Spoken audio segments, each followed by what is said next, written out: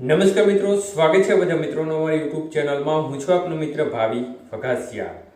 તો મિત્રો, ખાસ કરીને આ વિડીયોના માધ્યમથી આપણે વાત કરવાની છે અરબી સમુદ્રની સિસ્ટમ, આગામી દિવસોમાં અસ્થિરતાનો માહોલ, આજના વરસાદ વિશેની માહિતી. સંપૂર્ણ માહિતી આ વિડીયોમાં જોશું. તો જે પણ મિત્રો નવા છે તે ચેનલને સબસ્ક્રાઇબ કરી લેજો.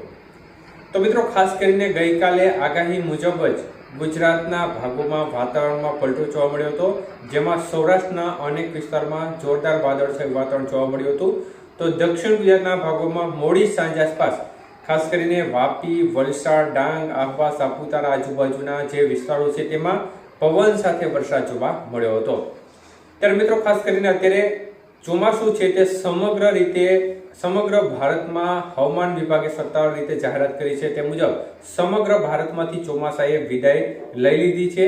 ત્યારે અત્યારે એક સિસ્ટમ ખાસ કરીને અરબી સમુદ્રમાં લક્ષદ્વીપ નજીક લો પ્રેશર તરીકે જોવા મળી રહી છે, અને આ સિસ્ટમ આવનારી 24 કલાકની અંદર મજબૂત થઈ અને ડિપ્રેશન લેવલ સુધી જવાની શક્યતાઓ દેખાઈ રહી છે. જોકે આ સિસ્ટમ છે તે ગુજરાતને સીધી રીતે અસર કરતા રહેવાની નથી. ત્યારે મિત્રો, ખાસ કરીને ગઈકાલે વરસાદ 16 તારીખે દક્ષિણ ગુજરાતના અનેક ક્ષેત્રોમાં જોવા મળ્યો હતો.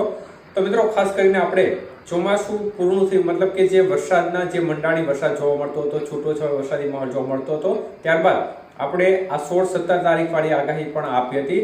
ત્યારે ઘણા મિત્રો કોમેન્ટમાં જણાવતા હતા કે હવે ચોમાસું પૂરું થઈ ગયું છે, હવે બસ કરો, મતલબ કે આગાહી દેવાનું બંધ કરો. પરંતુ આપણે ખેડૂત મિત્રોને કોઈ પણ પ્રકારનું નુકસાન ના જાય તે હેતુથી ઘણા સમય પહેલા અપડેટ આપી હતી. કોઈ પણ મિત્રોએ નહોતી આપી, તે પહેલા જ આપણે અપડેટ આપી હતી. તો અમુક એવા મિત્રો છે તે ચોક્કસપણે આવી કોમેન્ટ કરતા હોય છે, તે ખાસ ધ્યાન રાખજો, કારણ કે આ આગાહી છે તે ખેડૂત મિત્રો માટે આપી રહ્યા છે, તેમને કોઈ પણ પ્રકારનું નુકસાન ના થાય તે હેતુથી આપી રહ્યા છે. એટલે ખાસ કોઈ ખબર ન હોય, માહિતી ન હોય તો ચોક્કસપણે કોમેન્ટ કરવી નહીં, એ ખાસ વાતનું ધ્યાન રાખજો. તો મિત્રો, ખાસ કરીને આજે પણ સૌરાષ્ટ્રના ભાગોમાં છૂટાછવાયા વાદળો છવાશે.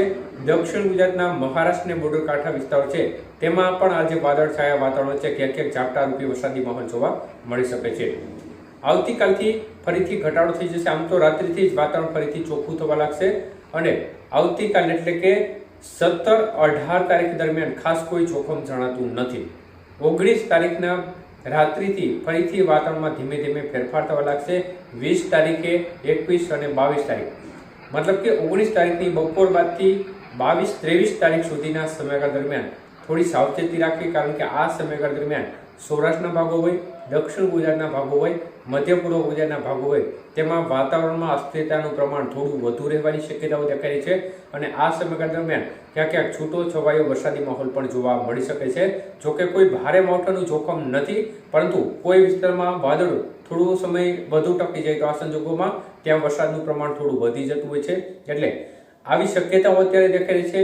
તો આપણે ખેડૂતોને કોઈ પણ પ્રકારનું નુકસાન અથવા તો તે ખેતી કાર્યો અત્યારે કરતા હોય છે અને તે ખુલ્લા ખેતરમાં અત્યારે તેમનો પાક પડ્યો હોય છે, તો ચોક્કસપણે કોઈ પણ ખેડૂત મિત્રોને નુકસાન ના જાય એ હેતુથી આપણે સતત અપડેટ આપી રહ્યા છીએ. અને 19 તારીખ બપોર બાદથી 22 તારીખ સુધીના સમયગાળા દરમિયાન સૌરાષ્ટ્રના ભાગો છે, દક્ષિણ ગુજરાતના ખેડૂત મિત્રો છે તે થોડી સાવચેતી રાખે. મધ્ય પૂર્વ ગુજરાતના જે પૂર્વ ગુજરાતના બોર્ડર કાંઠાના વિસ્તારો છે તેમાં પણ થોડી સાવચેતી રાખવી જરૂરી છે. જો આવી કઈ પરિસ્થિતિ થશે, છૂટો છવાયો વરસાદી માહોલ હશે, પરંતુ આમાં ક્યાંય અમુક વિસ્તારમાં વરસાદની માત્રા થોડી વધુ જાય તો ચોક્કસપણે ખેડૂત મિત્રોને ભારે નુકસાન સહન કરવાનો વારો આવે છે. કારણ કે આપણે 4 મહિનાની મહેનત પછી જે હાથમાં પાક આવતો હોય છે અને તેમાં પણ છેલ્લે જો નુકસાન જતું હોય તો એક પ્રકારે આપણી મહેનત ઉપર પાણી ફરતું હોય ને, ત્યારે ચોક્કસપણે ખેડૂત મિત્રોને બહુ જ મોટું નુકસાન થતું હોય છે. તે હેતુથી થોડી સાવચેતી રાખજો. કોઈ પણ પ્રકારની એવી વધુ શક્યતા બનશે તો ચોક્કસપણે અપડેટ આપીશું, પરંતુ 19 તારીખની બપોર બાદથી 22 તારીખ સુધી ખાસ સાવચેતી રાખવી.